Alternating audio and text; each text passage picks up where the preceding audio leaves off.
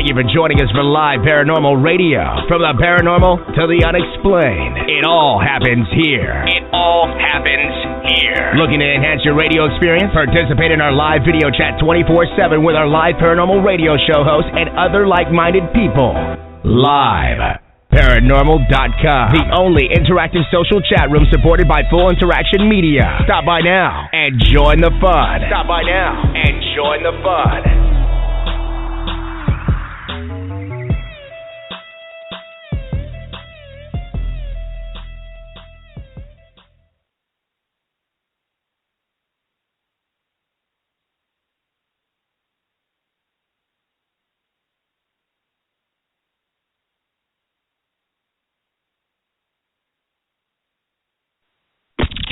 Warning, you are about to enter a realm where the normal becomes weird and the weird becomes wicked. Welcome to the Wicked Domain, where the supernatural, the weird, the scary, the normal, the tragic, and the inspiration come together. Here's your host, Alex Matsuo. Hello, good evening, everybody. My name is Alex Matsuo, and I am the host of The Wicked Domain, brought to you by LiveParanormal.com and History.fm. Today's date is December 20th, 2015, and we are in the last show of The Wicked Domain for 2015. It has been an awesome year for the radio show, and 2016 may be a little bit interesting, bringing you something different. So who knows? Only time can tell. So if this is your first time tuning into the Wicked Domain, I want to bid you welcome. You are listening through to a live paranormal.com show, so that means you should head on over to liveparanormal.com.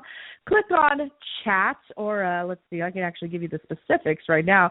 Click on radio, listen, and chat, then click on LP radio player. It'll take you directly to the live paranormal chat room, and we got a few people in the chat room right now who are listening to the show and chatting, so you are more than welcome to head on over there and chat with fellow listeners. And tonight's guest, everybody, we have Tim Woolworth on the show, and we are having some interesting technical difficulties right now, so just hang in there, guys, and we will have Tim on in just a moment. You gotta love this hosting platform sometimes. You gotta love Blog Talk Radio. Definitely full of different surprises and whatnot. So, anyways, everybody, so we will have Tim on in just a few moments, but I want to say 2015, guys, has brought on a lot of interesting things when it comes to the paranormal. There have definitely been some major changes in the field. I don't know if you guys have heard about the latest Ghost Ark situation where, well, I basically haven't. You know, I would head on over to Facebook. That's where most of the drama is happening right now. Anyways, also, let's see what else happened this weekend. Star Wars came out. So those of you who are big Star Wars fans, you probably got a chance to see the movie this weekend. I myself... Excuse me. Oh, going to be a good night. I myself got a chance to see the show or the movie earlier today, and I won't give my comments because I don't want to spoil it for people. So if you haven't seen it, I highly recommend you see it. I think it can attract new fans as well as satisfy those who have grown up with the series. But anyway, I think that's enough of a spoiler right now. So tonight, everybody, like I said, I am going to have Tim Woolworth on the show.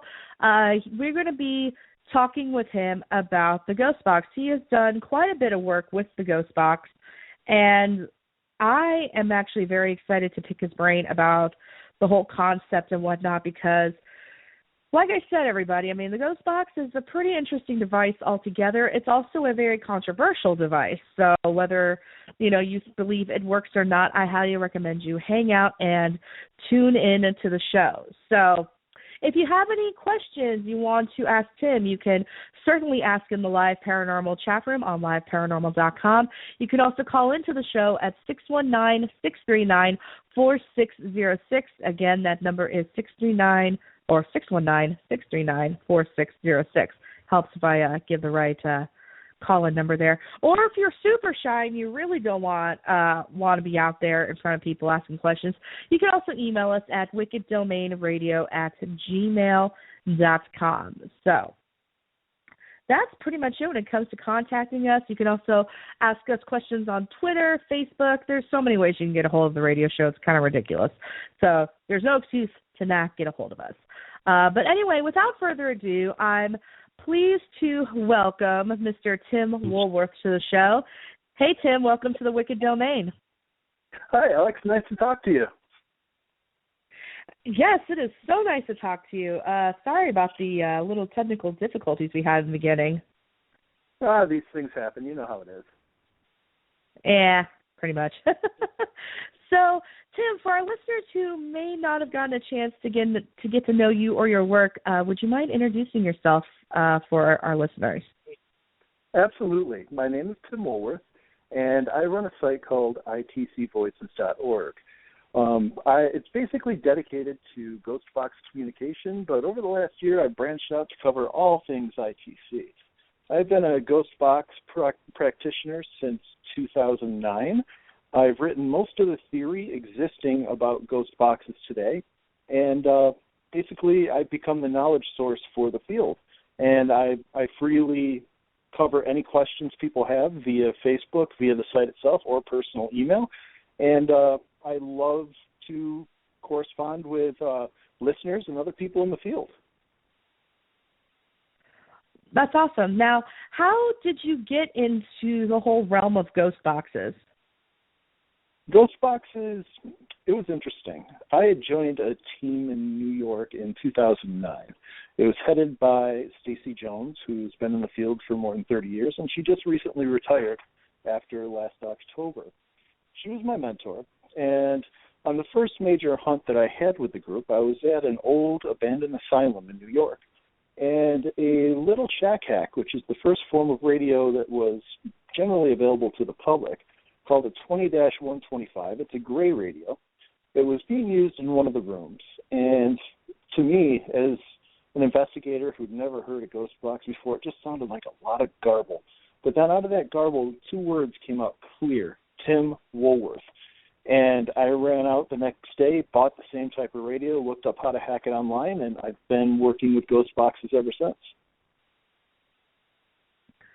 That's interesting, especially when you mentioned in the beginning you thought it was a lot of, sounded very garbled and whatnot.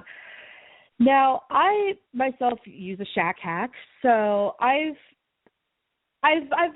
even today I'm still on the fence about the ghost box, but at the same time I've also had full out intelligent conversations with a deceased person over the ghost box. So my question for you is, in your opinion, from your experience and your background, how can a ghost use the ghost box to communicate with, ghost hunters or the living? That is the million-dollar question, because simply put, we know the hardware behind the ghost box. We know that we get intelligent communication with a sentient consciousness behind it. We know the mechanism of the radio, but we do not know the way that they interface with the radio for communication. I've written a theory on it. Obviously, it's just a theory, but there is no concrete evidence out there whatsoever to say that this is exactly how they communicate on the radio, via the radios. We get, as you said, two-way communication with the other side quite frequently, and that's what is so endearing to this particular niche of the paranormal. Everybody who uses these boxes for a while will hear something that sounds like evidence to them. Myself, I've had some of the most crystal clear two-way communications that have ever been recorded. I've recorded the voices of people who are living and known to me coming through a ghost box. I turn on a ghost box and it says, "Hi, Tim," clear as day. Then I know that there's something to this particular form of communication. But I cannot reiterate enough, we don't know exactly how they are using this communication, these devices to communicate. I had a vision back in 2010 after a session that basically just showed me like the outline of a human face, and I saw sounds coming out from the mind and the mouth, and it melding with radio waves to come through and communicate with us. And from that point, when that happened, two words popped into my head: stochastic resonance. So my theory, obviously it's unproven, it's speculative at best, but my theory is that when they're communicating, they're sending out their vibrations to communicate with us. When we're using Ghost Box, we are using a device that has radio broadcast and interfrequencies, which consist of static. Static is white noise. So the frequencies that they're sending out to communicate with us meld with the white noise, and that's called stochastic resonance. When two frequencies match, it becomes louder. I often liken it to a chorus or a bee. In the chorus example, you can hear one choral lead so-so if you're in the audience and there isn't a microphone. But when the whole chorus gets together and all of the notes blend together, it becomes way louder, and you can hear it from dozens of feet back. The same thing with the beating of a single bee's wings. You can hear a single bee buzzing around somewhat, but you can hear a hive from 50 feet away. That's what stochastic resonance does. It's frequencies that get together and it becomes louder. And I'm personally convinced that is how they're communicating from the other side. But once again, it's just speculative. Even if it is speculative, it's very, very much fascinating. And have you ever experienced the phenomenon where possibly even a living person, such as yourself or myself, could manipulate the ghost box in a similar way, but maybe transmitting thoughts? Well, yeah, and I've written the theory on that too, projection of consciousness. It's an article on the site. I've recorded 3 sessions where the voice of someone that I know living has come through the box. And basically, to give it in a nutshell, 2 of the sessions happened while the other person was asleep. One was on the West Coast, and one was on the East Coast where I was. Both sessions I was doing about 4 o'clock in the morning. The first time I noticed it, the voice of someone that used to be my roommate in the 90s in Hollywood, he came through my box, and it said Timmy, and then it said the word Karina. And he always said Timmy in that voice, in that intonation, and then the word Karina. I had lost touch with him over the years. It had been like 2 years since I'd talked to him because we both moved on with our lives, and I recognized his voice right away. So I called his number after I was done reviewing the session and said, I've got something you need to hear, and I emailed it over to him. He called me back, and he was blown away because, 1, it was his voice, and 2, the word Karina. He had just met his life partner, Karina, a couple weeks earlier, and he's still with her today. So he somehow was able to transmit his voice, and information unknown to me through the box. Once again, I think it was through vibration of thought waves or whatever in the astral, and it came through. Second time, it was kind of the same thing. A girl who was in my last group in New York, I turned on my box, and the words "Hi, Tim" came through loud and clear. It was her voice. And the third time, I was sitting down at a table with Stacey Jones and recorded a session, no big deal, sliced up some of the evidence, sent it over to Stacey to check out. She called me back freaking out because she said, "Did you hear that?" And it didn't register with me at first. And she said, "That's my voice." So I played it back, and sure enough, her voice had come through the radio while she was sitting next to me. And the best part is, it was her voice, and then she spoke shortly thereafter, so you could verify it was her voice. Same intonation, same vibrations, everything. So on the site, I penned a theory called projection of consciousness. And I had the 2 people who were sleeping at the time record their voice saying the same thing so it could be compared. And it's there for your own comparison. You will hear the voice of someone who is alive coming through a ghost box. And that, to me, just throws all the laws of physics that we know right out the window, because that just is not possible.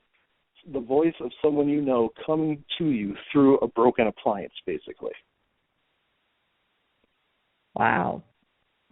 And that's really fascinating, too, because I think one of the biggest arguments against the ghost box was, well, physically we can understand how a living person can manipulate a device, but we couldn't figure out how a living person can manipulate a ghost box. So that's really good stuff there.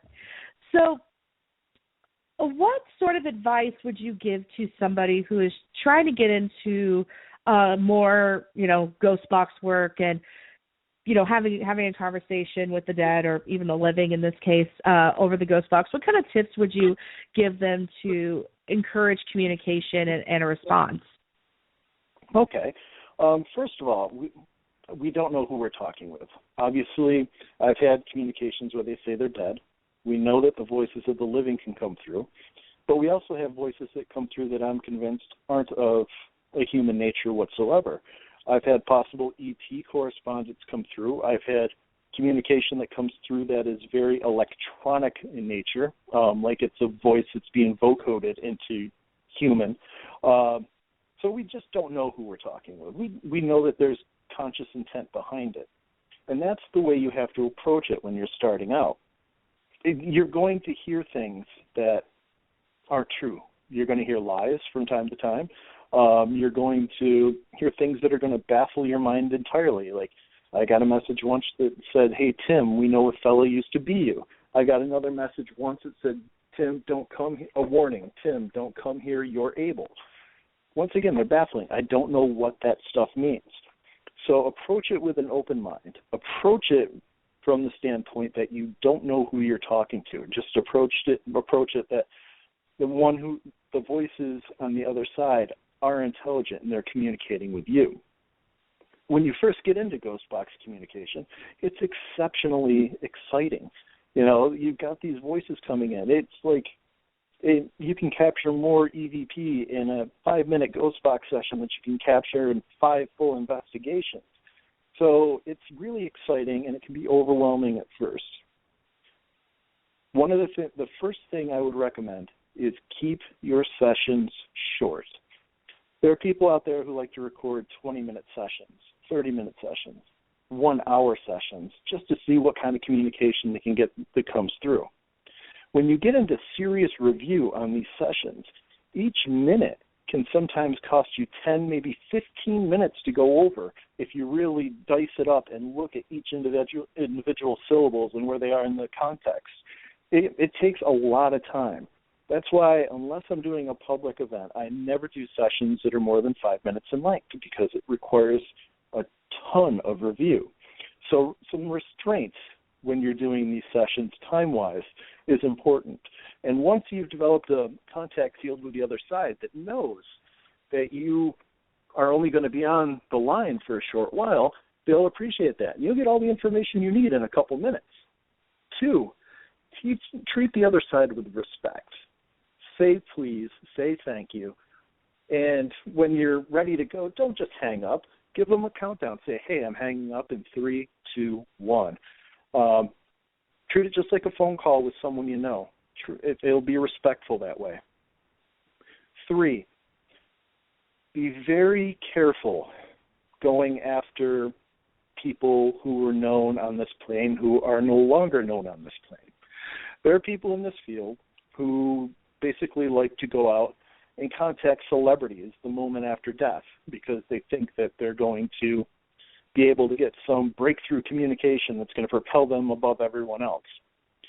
When you go after a celebrity fresh after death, 1, the celebrity, whoever it is, it doesn't matter. There's a time of adjustment after death that the spirit has to go through. And it's just rude to try to reach out to them at that time. When they're in a confused state, they've got family that is, in mourning. There's no telling whether they've even stepped into the light or not. There's a lot that's going on at that particular point in time. And going after someone at that point in time is just, I can't imagine the mindset of a person who would do such a thing. And 2, if you're going after a celebrity, if they've just died, guess what is all over the radio? The name of the celebrity. So whenever that comes through, or a voice of a celebrity of some form, guess what? It could probably be a radio broadcast. So you instantly have to throw it out if you have any scruples whatsoever. So stay off the celebrity bandwagon. Instead, build your contact. Thank you for saying that. But, yeah, I've had the exact same thoughts, especially the last point you made about, especially after a celebrity just passes away, you're going to be hearing their voice on the radio. Their names are going to be said. And, yeah, Yeah, thank you for saying that, because I agree 110%. Not a problem. Instead of focusing on a celebrity, focus on building your own contact field. The more you investigate out in the field with a ghost box, the more locations you are going to be showing spirit that you can use a ghost box at, and you will start to attract them. It's like you flip on a beacon every time you use one of these boxes, and it tells the other side that you're there to communicate. And after all of these years and dozens and dozens and dozens of investigations, there are voices that come through my ghost boxes from several different states that I've picked up over the years. You build a contact field, and it takes a little bit of time, and those who've been in the field the longest often get the best communication because they built up that contact field. Recognize the voices that are coming through. Sometimes we have text, sometimes we have names. Names are the big thing you want to pay attention to. If you get the same name over and over and over, it's someone trying to communicate with you. So look into that. That's where special paying attention to your sessions, writing down the names that come through in an Excel file so you can actually compare them over sessions and see who comes through the most. There's a lot of work that goes on behind the scenes if you actually get into ghost box research. And I think finally, for people who are just starting out, realize you're just starting out. This is a field that is in its infancy. The first ghost box wasn't invented until 2002. It was the spring of 2002. The main populace didn't get their hands on a ghost box until November 2007 is when the first Shack Hack came out. But even then, there was just a handful of people out there that had them. And then the PSB line, which was the first ghost box that everyone could get their hands on, that wasn't until the end of 2010. So we're dealing with just 5 years now of, Joe Ghostboxer out there having a ghost box in his hands. We are all learning right now. So don't be afraid to try new things. Learn, just like everyone else. I'm learning, you're learning, and basically we're setting the groundwork for future generations, because people will be doing this type of research for the next 50, 60, 70 years. So if you come across something good, document it, put it in video form, write it in an article. Just make sure it's out there so future generations of ghost boxers can build off of your work. It just takes patience, it takes time, and it takes dedication. Are there any precautions you would recommend people would take? Because I know, like with the whole Ouija board debacle, I call it a debacle because it's always turns into a circus anytime someone says they're using a Ouija board. But I personally don't really see a difference between a Ouija board and an EVP or a ghost box session. That's another conversation. But anyway, are there any precautions you recommend people take, like don't do a session in your home, or pray, or walk around a circle 3 times and throw a feather in the corner? I mean, is there anything that you would recommend for people who may be concerned about opening a door to something that they can't close? Okay. First of all, let me address the concern about doing it in your home. ITC since day one has been done, and the research has been done at home and in home laboratories. The people who've been making the breakthroughs have been doing it at home. The people who have created new devices, they do it at home. You don't just have to go to a location to dig up a haunt. Spirits are around you at all times. Like I said, you have a contact field, even if you know it or not. You have loved ones, you have ancestors, you have people you've met through your life who've passed on. They're all on the other side. Most of them are looking in on you from time to time, and that's your contact field. You turn on a box, they're there. And you can do this at home. You can do this in a Walmart parking lot, or you could do it in a dusty graveyard or a musty insane asylum basement. So if you really want to do the research, you can do it right in your living room. But there's a couple things you need to know about that. One, if you are doing this type of research in your home, you may attract some people from the other side. It's just one of those things. It's the same thing if you're a ghost hunter or you practice EVP quite frequently in the home. You will attract some things. I have spirit who is always around the house, and they try to get my attention. They knock things down. They misplace things on me. It happens quite frequently. I've never had anything malevolent in the home, and I can't think of any other researchers who have. Now, the second thing, when it comes to self-protection, there's some people who swear by protection. They have to stand in a circle and say a prayer or call upon the light or whatever they feel they need to do. Everybody has a belief system, whether it's a belief in a god, whether it's belief in a goddess, or whether it's a belief in there's no God at all. We all have a belief system in one way, shape, or form. If you feel that belief system protects you, use it. I've only had one ill experience using a ghost box, and that was back in 2010. And that was my fault. I made a huge mistake. I was at probably the most haunted location I've ever been at. And basic backstory, it was a mansion that belonged to a Pittsburgh steel magnate who died on the Titanic. It was a huge mansion with a caretaker's house a few hundred feet down the road and probably 100 acres on the property. The mansion had nothing real going on. The property with cabins had not much going on, but the caretaker's house was intensely insane. As soon as you walked into the caretaker's house, you could hear like murmuring conversation. We sent investigators out to check around the house, make sure no one was around. It was like they're having a conversation right in the room with you, and you could hear it constantly. It was the most intense place I've ever been in. And I'm in the middle of doing a ghost box session, and there were some Revolutionary War soldiers who were screaming for help, and I was ready to help them out. And the group leader came in at that time and said, "Pack up, it's time to go, it's 1 a.m., and that was when we had to be off the property, so I didn't have time to finish my session. What I had said on the box, and it was still a huge mistake, was I'll talk to you guys tomorrow. Just stick around, and I'll talk to you tomorrow when I get home. I wound up with an attachment. That attachment stayed with me for 3 days before it left. It wasn't a good attachment. I slept for about 21 hours a day. I was listless. I had to call into work. It was basically a really horrible experience. I had no control over my body. I just fall right back asleep. After the third day, I passed out again, and one of the masks that I used to collect, African masks, while I was asleep, it flew off the wall, wound up 10 feet off the wall in the middle of the room, and it was turned facing me. And that was their symbol to me saying, hey, we're taking off, it's time to go. Other people aren't so lucky. Some people get attachments that last with them for a long while. But I made the mistake of inviting them to stick around. Never, ever do that. I talked with a good friend after that about protection with a box. And he told me basically it's the same thing when it comes to paranormal investigating.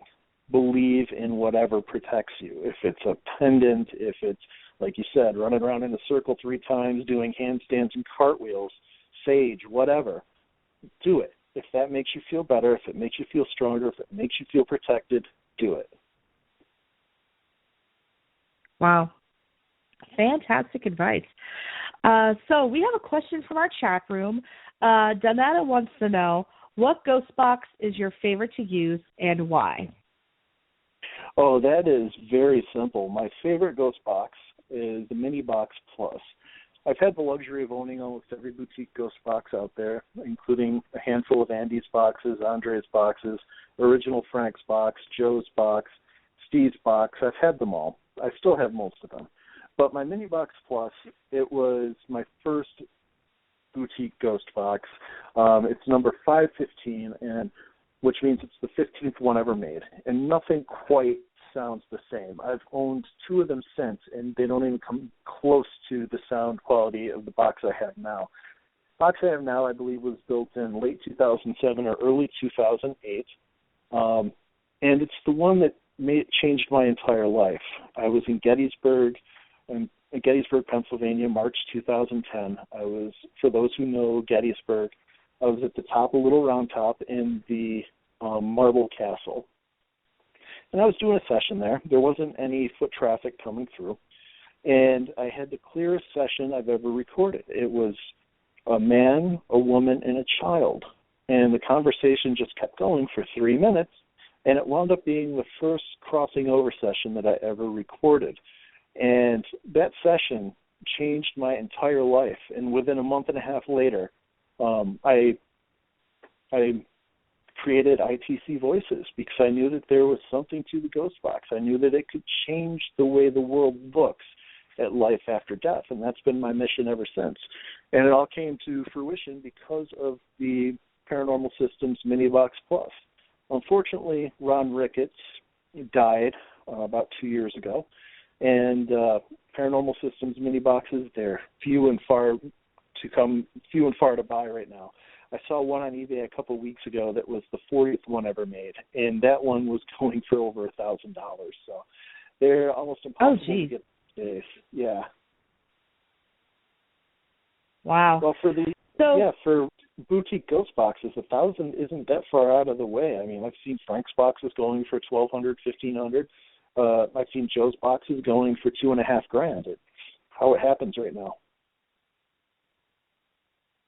Lordy, that's well, they say you don't get into the paranormal to make money, but yeah, that's incredible. So I guess when it comes to selecting a ghost box, for someone who hasn't done it before, I mean, is there any words of advice you have for someone who's trying to select their first ghost box?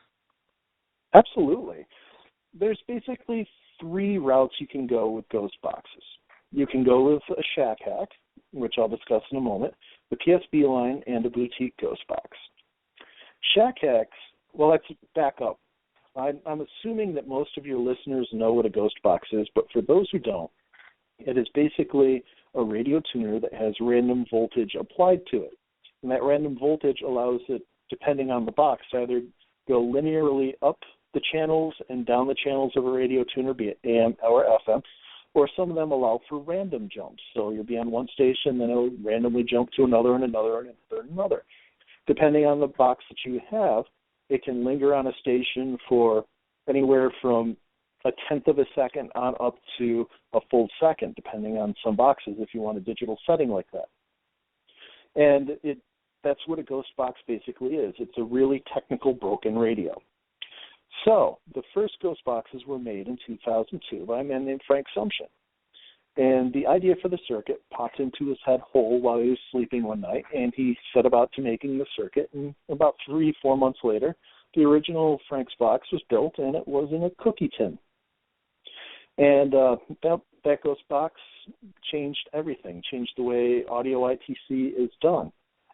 So that first ghost box was basically the only ghost box type until about 2007-ish, 2006-ish, when the Joe's box and the mini box line started to come out based upon the schematics that the man who created the first box, Frank Sumption, posted online. So a couple of engineers took those schematics and designed their own radios. So those 3 original designers, they are all no longer with us. Frank was the last one to pass, and he passed in August of 2014. Until 2007, those are the only boxes that were available. Frank was not mass-producing them or selling them. He hand-built them all, including the case, and they went to worthwhile researchers.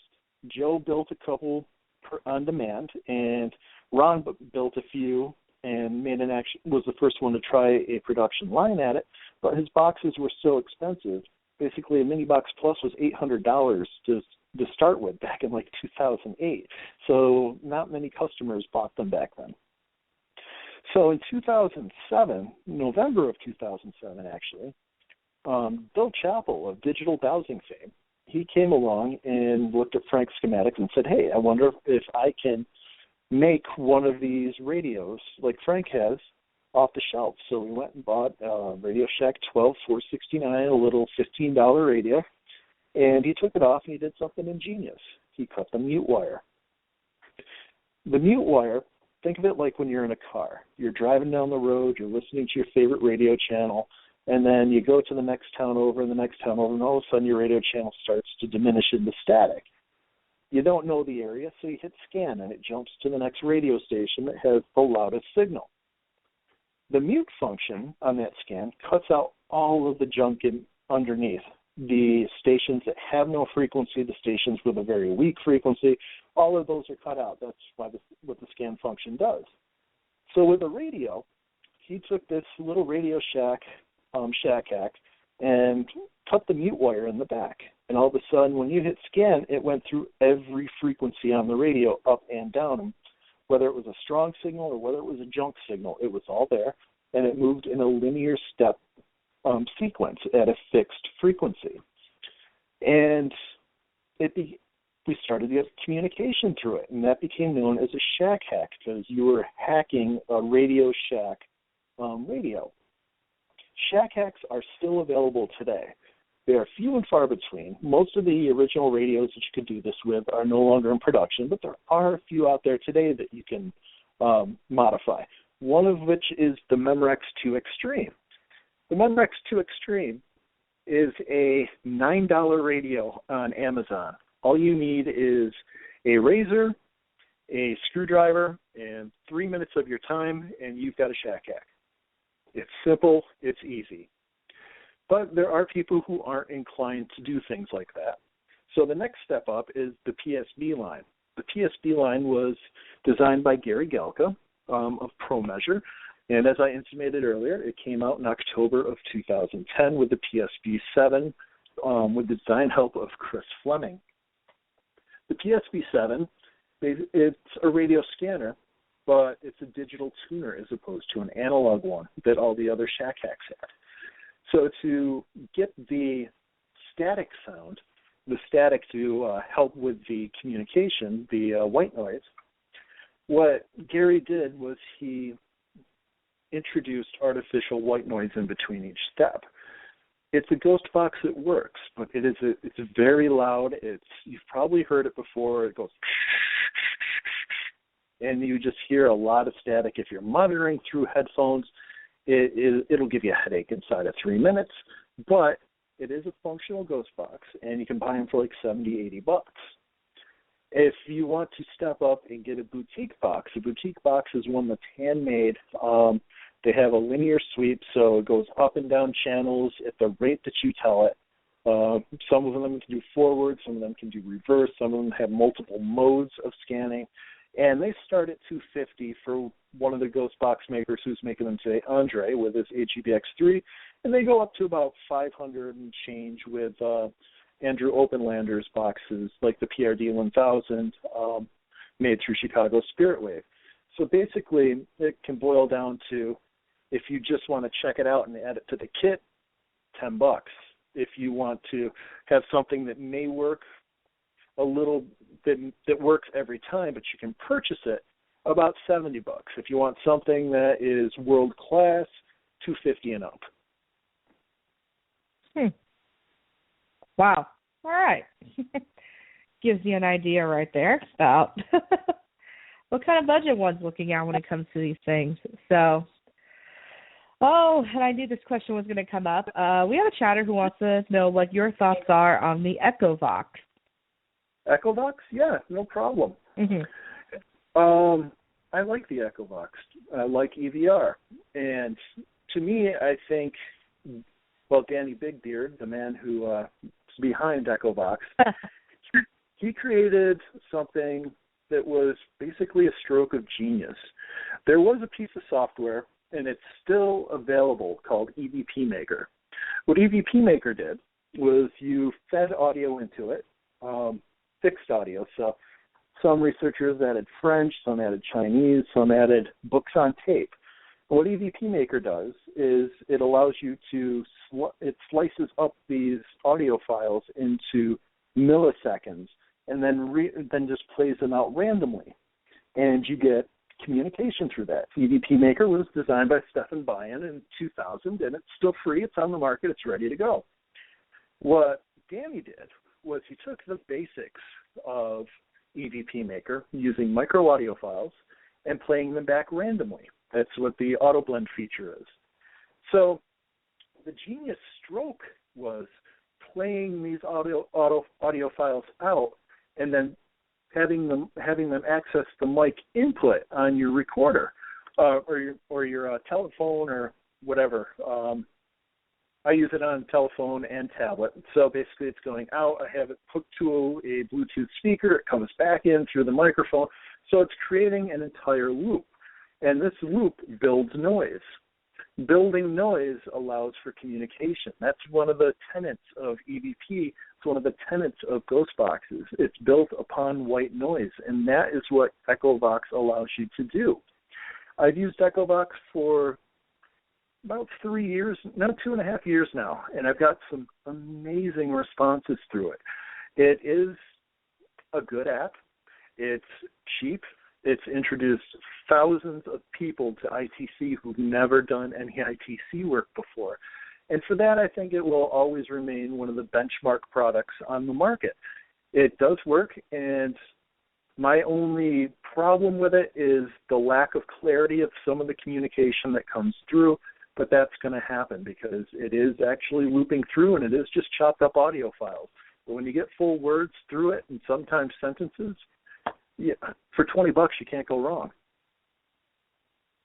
Yeah, pretty cool, pretty neat. I too am a user of the EchoVox, but my journey has been a little bit rougher with it.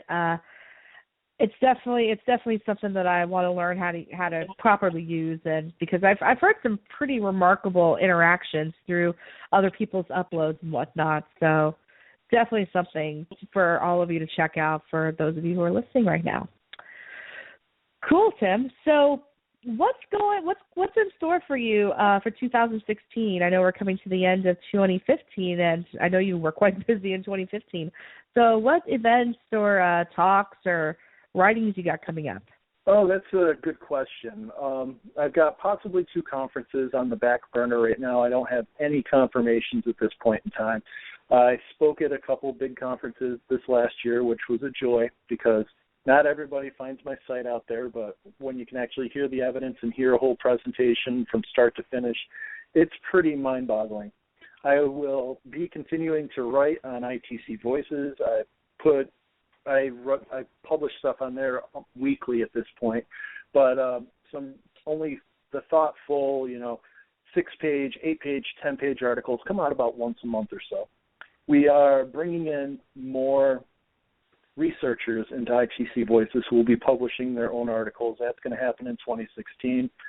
We're reaching out more towards video ITC and moving water ITC and trying to bring this stuff to the masses because there are some great movements right now in image ITC that is done behind the scenes basically at this point. We're going to try to bring it out to everybody to show how easy it is and how it can be done at home. I'll continue to do my research. I plan to kick off the Ghost Box Collective again this year. We did it in 2014. I just didn't have time in 2015. There was too much going on. But in 2014, we did some sessions with people worldwide, and it was fantastic. What we did is I formed it with 10 other persons, some in the UK, some in every time zone in the United States. And the premise is very simple. We read a preamble stating to the other side what our goal is going to be. And then we ask a question, every researcher who takes part, at the exact same time, UTC, record for 2 minutes and not say a thing, just let the boxes do the work. We did it 3 times in 2014. The first one we didn't garner any results. The other 2 were phenomenal. We got great results that were directly comparable from everywhere from the UK to California. And that was called the Ghost Box Collective. The Ghost Box Collective is on the site if you want to check it out, and we'll be doing that again in 2016.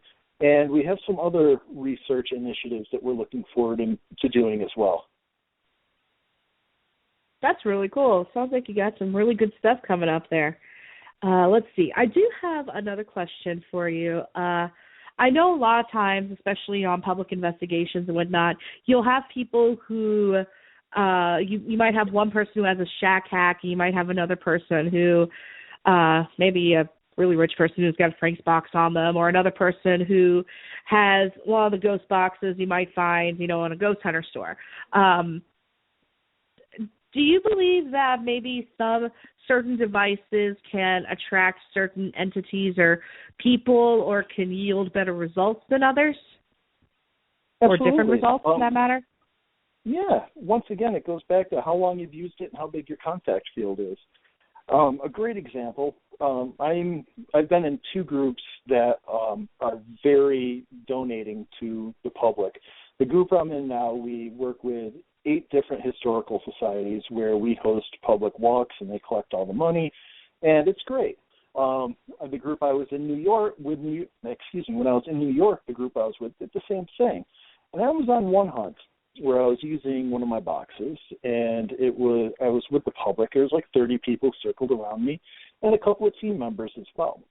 And the replies that were coming through were just astonishing because I was putting people in touch with their lost loved ones through the ghost box. People reaching out for their mother or their uncle, and it's always I don't know if you've ever experienced that, but it can be an affair that really wrenches at the heartstrings.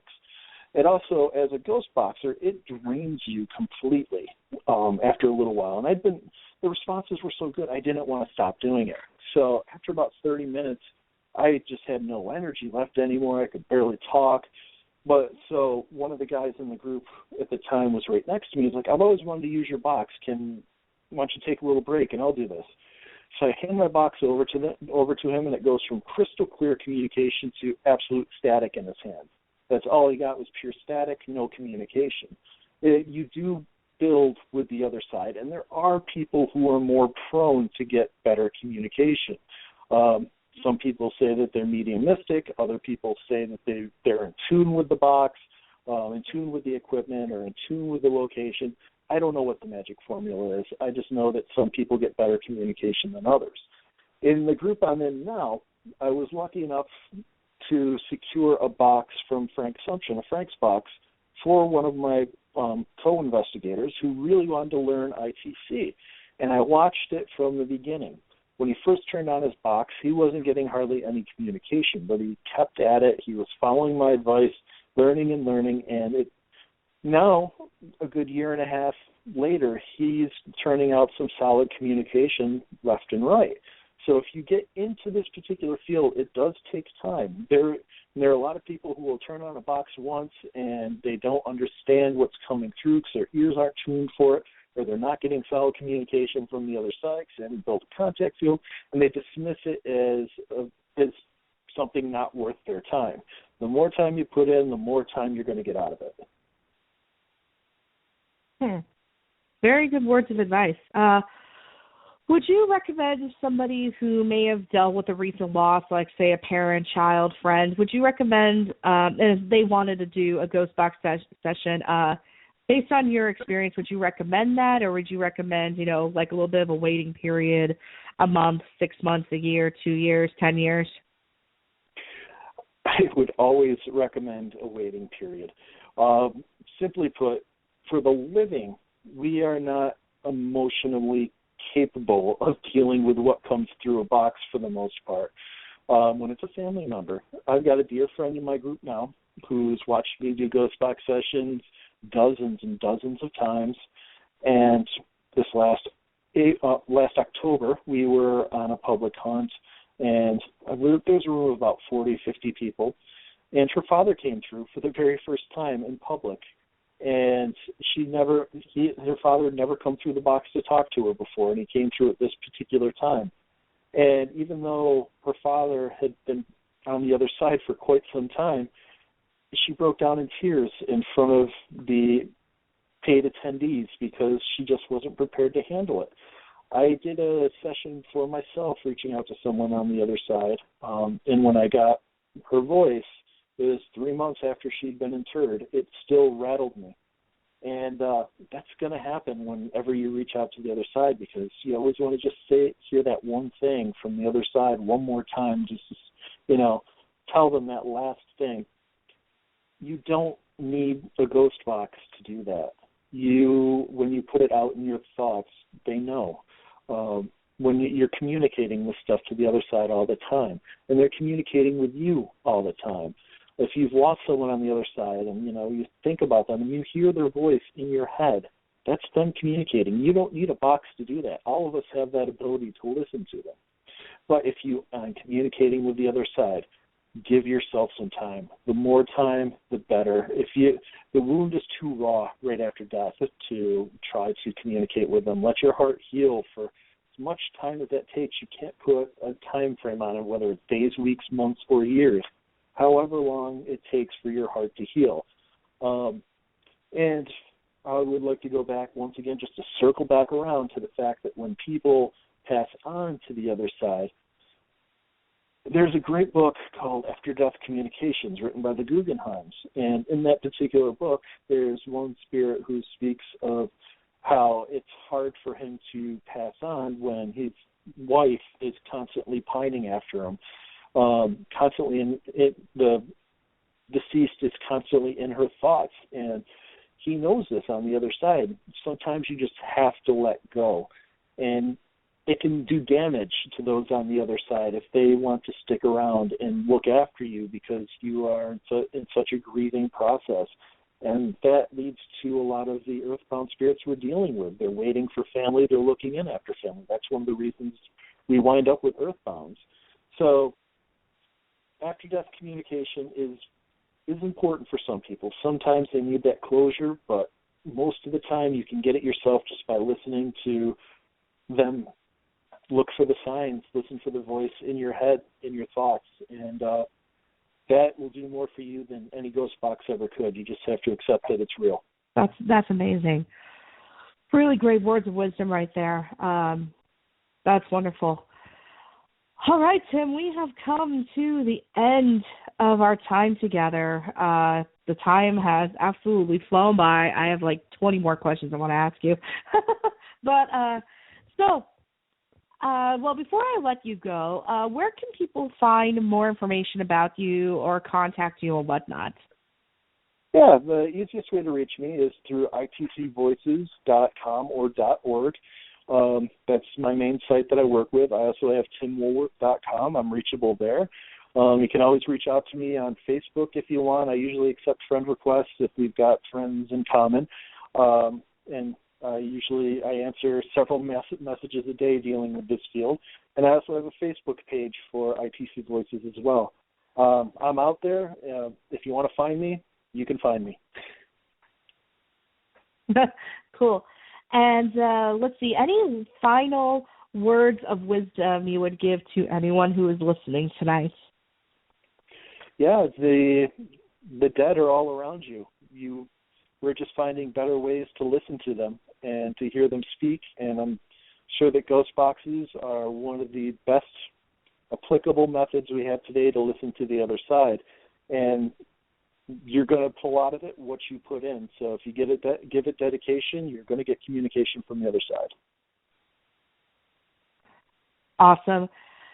Tim, thank you so much for coming on to the show. It means a lot that you took time out of your busy schedule to come on and chat with me tonight. It was a pleasure. Radio interviews usually fly right by, and tonight was a great interview. You're a very cordial host, Alex. Thank you. Oh, thanks.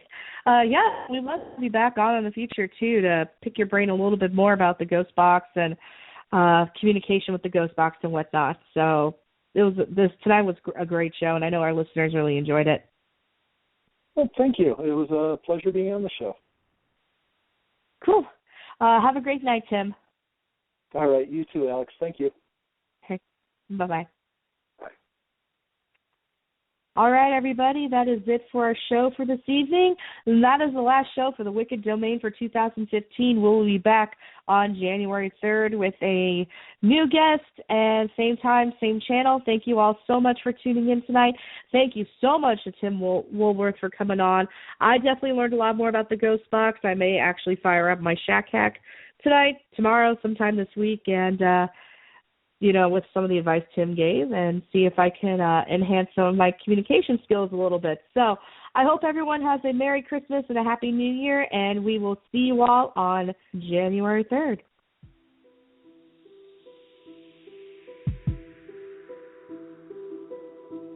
Thank you for joining us for live paranormal radio. From the paranormal to the unexplained, it all happens here. It all happens here. Looking to enhance your radio experience? Participate in our live video chat 24/7 with our live paranormal radio show hosts and other like-minded people. Live. Paranormal.com, the only interactive social chat room supported by Full Interaction Media. Stop by now and join the fun.